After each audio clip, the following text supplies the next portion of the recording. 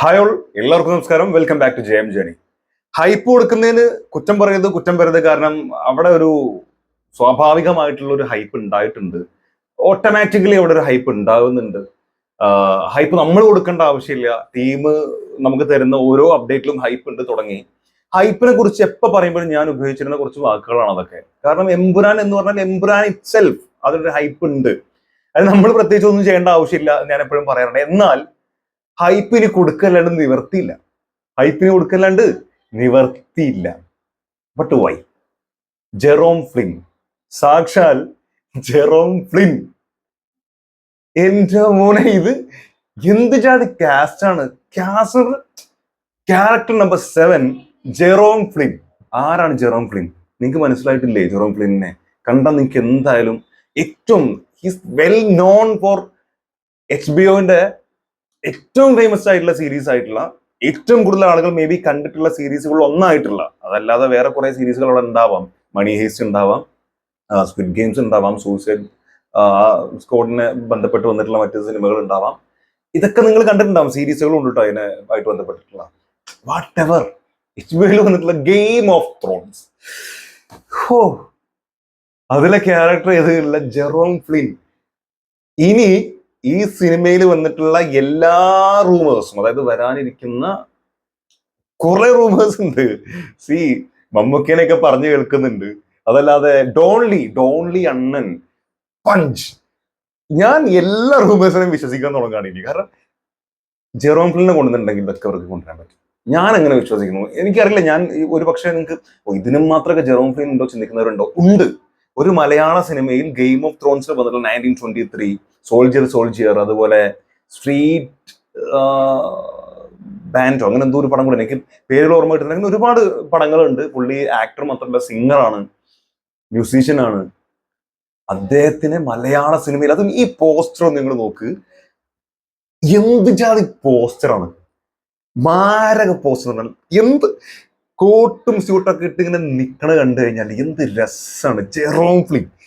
ഹോ, കുറച്ച് ഓവറാണോന്ന് എനിക്ക് കുറച്ച് ഓവറായാലേ കുറച്ചുകൂടെ ശ്രദ്ധിക്കും. ആ ഓവർ അല്ലത്. എനിക്ക് ആത്മാർത്ഥമായിട്ടും സത്യസന്ധമായിട്ടും രോമാഞ്ചുള്ള ഒരു കാസ്റ്റ് ഇപ്പോഴാണ് കണ്ടത്. ഇതല്ലാതെ ഓക്കെ, ഓഫ് കോഴ്സ് നമുക്ക് നമ്മുടെ ഗോവർദ്ധൻ ആണെങ്കിലും, അത് ഇന്ദ്രജിത്ത് ആണെങ്കിലും, സുരാജ് വെഞ്ഞാറമൂടാണെങ്കിലും, അതല്ലാത്ത ഒരുപാട് ക്യാരക്ടേഴ്സ് ഉണ്ട്.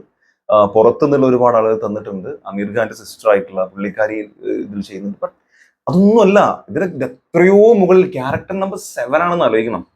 ഇനി വരാനുള്ള 6 കഥാപാത്രങ്ങളാണുള്ളത്. എനിക്ക് തോന്നുന്നു സെയ്ദ് മസൂദ് ആയിട്ടുള്ള നമ്മുടെ പൃഥ്വിരാജ് സുകുമാരൻ, ലാലേട്ടന്റെ സ്റ്റീഫൻ നെടുമ്പള്ളി അല്ലെങ്കിൽ എബ്രഹാം ഖുറേഷി, ഒരു പക്ഷേ ബാക്കിയുള്ളവർ പറയുന്ന പോലെയാണെങ്കിൽ ഖുറേഷി അല്ലെങ്കിൽ എബ്രഹാം, ഏതും ആയിക്കൊള്ളട്ടെ, ആ ഒരു കഥാപാത്രം, ലാലേട്ടന്റെ കഥാപാത്രം. അതല്ലാതെ മഞ്ജു വാര്യർ കാണിച്ചിട്ടില്ല എന്നാണ് എന്റെ വിശ്വാസം. ഇല്ല. ടൊവിനോ തോമസിനെ തുടക്കത്തിൽ കാണിച്ചിട്ടില്ല. ടൊവിനോയുടെ ക്യാരക്ടർ വരാനുണ്ട്.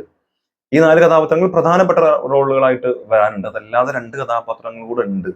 36 കഥാപാത്രങ്ങളാണെങ്കിൽ അത് ആരായിരിക്കും? ഞാൻ വിട്ടുപോയ ആരെങ്കിലും ഉണ്ടോ? ഉണ്ടെങ്കിൽ കമന്റിലൊന്ന് രേഖപ്പെടുത്താം. വിട്ടുപോയിട്ടില്ല, പറഞ്ഞിട്ടുണ്ടെന്നുണ്ടെങ്കിൽ ഈ 2 കഥാപാത്രങ്ങൾ ഇനി വരാനുള്ളത് കിണ്ണങ്ങച്ച 2 കഥാപാത്രമായിരിക്കും.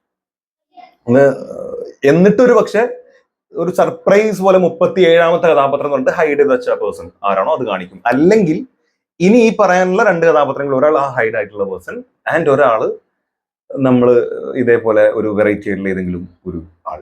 എന്തായാലും എനിക്കിത് ഭയങ്കരമായിട്ടുള്ള ഒരു, എങ്ങനെ പറയാം, സാറ്റിസ്ഫാക്ഷൻ കിട്ടിയിട്ടുണ്ടെന്ന് വേണമെങ്കിൽ പറയാം. കാരണം 36 കഥാപാത്രങ്ങളെ ഓരോ ദിവസവും 2 ആളുകളെ വെച്ച് പരിചയപ്പെടുന്നു എന്ന് പറഞ്ഞ് നമ്മൾ കാത്തിരുന്ന ആദ്യത്തെ 2-3 ദിവസങ്ങൾ നമുക്ക് പ്രധാനപ്പെട്ട ഒന്നും കിട്ടിയിട്ടില്ല. കുറെ ഇങ്ങനെ വരുന്നു. പിന്നെ ഒരു വൻ ലാഗ് പരിപാടി ആയിപ്പോയി. എല്ലാ ആളുകൾക്കും അത് വലിയ പ്രതീക്ഷയോടെ ആരും കാണാതിരിക്കുക, ഇതെന്തോന്നടേ, ഇതൊക്കെ എന്തൊക്കെയോ കാണിച്ചു കൊടുക്കുന്നുള്ളൊരു തോന്നല്. അങ്ങനെ ആയിപ്പോയി. ഒരുപാട് ആളുകൾ അത് മൈൻഡ് ചെയ്യാണ്ടായിപ്പോയി. അത് വരുന്ന ലൈക്ക് ആണെങ്കിലും അതിന്റെ വീഡിയോസ് വരുന്ന സാധനങ്ങളാണെങ്കിലും അവർ സംസാരിക്കുന്നത് വലിയ വ്യൂ ഒന്നുമില്ല.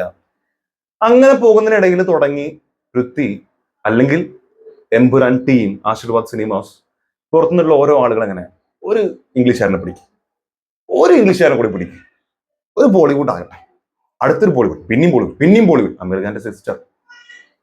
എന്നാൽ നിങ്ങളൊരു കാര്യം ചെയ്യും, സലാറിൽ നിന്നും നമ്മളെ പയ്യനെ പിടിക്കും. എങ്ങനെയുണ്ട് വെച്ച് കാർത്തികേയ പുള്ളിക്കാരനെ തരുന്നു. അങ്ങനെ ഓരോന്നോരോന്ന് ഇങ്ങനെ ഇത് വീണ്ടും ആ പഴയ ഇതിലേക്ക് വരുന്ന രീതിയിൽ നിന്ന് കൊണ്ടുവന്ന് നൗ അവർ റിവീൽ ചെയ്തിരിക്കുകയാണ് നമ്മുടെ ഗെയിം ഓഫ് ത്രോൺസിൽ അഭിനയിച്ചിട്ടുള്ള പുള്ളിക്കാരൻ എനിക്ക് ഭയങ്കര ഇഷ്ടപ്പെട്ടുള്ള ഒരു കഥാപാത്രമാണ് പുള്ളിൻ്റെ അത്. 1923 കിടലൻ ക്യാരക്ടറാണ്. സോൾജേഴ്സിൽ അത് മ്യൂസിക്കുമായിട്ട് ബന്ധപ്പെട്ടുള്ള ഒരു സംഭവം വന്നിട്ടുണ്ട്. സ്ട്രീറ്റ് റോക്കേഴ്സ് അങ്ങനെയാണ് തോന്നുന്നത്, എനിക്ക് കറക്റ്റ് ഓർമ്മ കിട്ടില്ല, അതുകൊണ്ടാണ്. അങ്ങനെ കുറെ പടങ്ങൾ ചെയ്തിട്ടുണ്ട്. എന്ത് ജാതി മനുഷ്യനാണ്. ആൻഡ് ഈ പോസ്റ്ററിലേക്ക് വീണ്ടും നമ്മൾ വരികയാണെന്നുണ്ടെങ്കിൽ പോസ്റ്ററിൽ നല്ല കോട്ടും സ്യൂട്ടും ഒക്കെ ഇട്ട് ആ ഒരു ഇതിന് മുമ്പ് തന്നിട്ടുള്ള എല്ലാ പോസ്റ്റും ഇപ്പൊ ഗോവർദ്ധന്റെ ആണെങ്കിൽ പോലും ആ ഒരു ബ്ലാക്ക് ഷെയ്ഡും ഒരു ഭയങ്കര ക്വാളിഫൈഡ് HD ലുക്ക് തോന്നുന്ന സാധനങ്ങളും ഒരു ഗ്ലാസ് ലുക്ക് എന്നൊക്കെ പറയുന്ന പോലത്തെ സാധനം അത് ഭയങ്കര രസമായിട്ടുണ്ട്. ആൻഡ് ഇദ്ദേഹത്തിന്റെ മുഖത്ത് നിങ്ങൾ നോക്കുക, എന്തൊന്നുമില്ല, ഫിലിമിന്റെ മുഖത്തുള്ള ഒരു ആറ്റിറ്റ്യൂഡാണ് നിങ്ങൾ നോക്കിയത്. എന്ത് നൈസ് ക്യാരക്ടർ ആയിരിക്കും. 5 മിനിറ്റോ 10 മിനിറ്റോ എത്രയായിക്കൊള്ളട്ടെ, ആ ഉള്ള ടൈമിൽ പുള്ളിന്റെ ഒരു ആറ്റിറ്റ്യൂഡ് എന്തായിരിക്കും. ഈ ഡ്രസ്സിൽ തന്നെ അറിയാം ഭയങ്കര റിച്ച് ആയിട്ടുള്ള ഒരു പേഴ്സൺ, ഫിൽത്തി റിച്ച് എന്നൊക്കെ പറയാൻ പറ്റുന്ന രീതിയിലുള്ള ഒരു പേഴ്സൺ ആണെന്നാണ് എനിക്ക് തോന്നുന്നത്. ആൻഡ് ഈ പറഞ്ഞ പോലെ റഷ്യയിൽ ഷൂട്ട് ചെയ്തിട്ടുണ്ട്, അവിടെ ഷൂട്ടിംഗ് പക്ഷേ അവിടെയൊക്കെ പ്രധാനപ്പെട്ട ആരെങ്കിലും ആയിരിക്കാം. യുദ്ധം നടന്ന് നഷ്ടപ്പെട്ടിരുന്ന മറ്റേ വർക്കുകൾ, ആ ബിൽഡിങ്ങിന്റെ ഒക്കെ വർക്കുകൾ അടങ്കലെടുത്ത് ചെയ്തിരുന്നു എന്നാണ് പറഞ്ഞത്. സ്റ്റീഫൻ നെടുമ്പള്ളി പണ്ട് ലൂസിഫർ ആയിരുന്നു പുള്ളിക്കാരൻ ചെയ്തിരുന്നു എന്ന് ഗോവർദ്ധന്റെ ട്രൂത്ത് സീക്കിങ്ങിലൂടെ പുള്ളിക്കാരൻ കണ്ടെത്തി, സത്യാന്വേഷണത്തിലൂടെ കണ്ടെത്തിയിട്ടുള്ള കാര്യങ്ങളാണ്. അദ്ദേഹം അറിയാൻ പോകുന്ന ഞെട്ടിപ്പിക്കുന്ന പല രഹസ്യങ്ങളും വരുന്നത് ഇത്തരം ആളുകളുടെ ഇന്റർവ്യൂലൂടെയും അവരൊക്കെ ലാലേട്ടനെ കാണുമ്പോൾ ഞെട്ടിപ്പിക്കുന്ന സാധനങ്ങൾ എനിക്ക് പേഴ്സണലി ഇഷ്ടമാണ്. നായകനെ എങ്ങനെ ബിൽഡ് ചെയ്ത് ഭയങ്കര ഇഷ്ടമാണ് എനിക്ക് അത്തരം സാധനങ്ങൾ കാണുന്നത്. ഈവൻ ബാലയുടെ സിനിമ പലപ്പോഴും കോമഡി ആണെങ്കിൽ പോലും ചില സിനിമകളിൽ ചില മൊമെന്റിൽ ഉണ്ടാവുന്ന ചില ഗൂസ്ബം സാധനങ്ങളൊക്കെ ഉണ്ട്, ഭയങ്കര രസമാണ്. ഓക്കെ, ഞാനത് വെച്ചിട്ട് കമ്പയർ ചെയ്ത് പറഞ്ഞതല്ല, പക്ഷെ ചില സിനിമകളിൽ കിട്ടുന്ന ഒരു സാധനം ഉണ്ട്, എസ്പെഷ്യലി ഇപ്പൊ ലാസ്റ്റ് വന്നിട്ടുള്ള ആ സിനിമയിലൊക്കെ ഭയങ്കര രസമാണ് ചില സംഭവങ്ങൾ കാണാൻ. ഓക്കെ, ഭയങ്കര ഒട്ടും ലോജിക്കില്ലാത്ത കാര്യങ്ങളുണ്ടാവും, പക്ഷെ എമ്പുരാന് നമ്മൾ ലോജിക്ക് ഇല്ലാതിരിക്കും നിങ്ങൾ വിചാരിക്കുന്നുണ്ടോ? ഓഫ്കോഴ്സ് ഇതിൽ ലോജിക്ക് ഉണ്ടാവും, 100% ഇതിൽ ലോജിക്ക് ഉണ്ടാവും, അതിൽ യാതൊരു ഡൗട്ടും വേണ്ട, ഉറപ്പാണ്. അപ്പോ ഞാൻ വീണ്ടും പറഞ്ഞു വെക്കണത്, എമ്പുരാൻ തീയിടാൻ പോവാണ്. ഓൾറെഡി അവിടെ കനലുണ്ട്, ഒരു തീയിട്ടു, അതിന്റെ കനൽ അവിടെ ഉണ്ട്.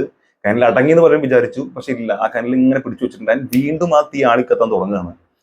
എവിടേക്കാണ് ഇതിന്റെ പോക്കുന്നൊരു പിടിയില്ല.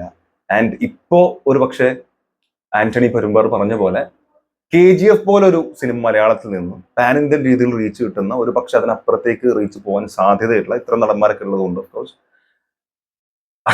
ഒരു വൻപൻ പടം നമുക്ക് പ്രതീക്ഷയോടെ കാത്തിരിക്കാം എന്ന് തോന്നുന്നു. എന്തായാലും നിങ്ങളുടെ അഭിപ്രായം എന്താണെന്ന് മറക്കാതെ കമന്റ് രേഖപ്പെടുത്തുക.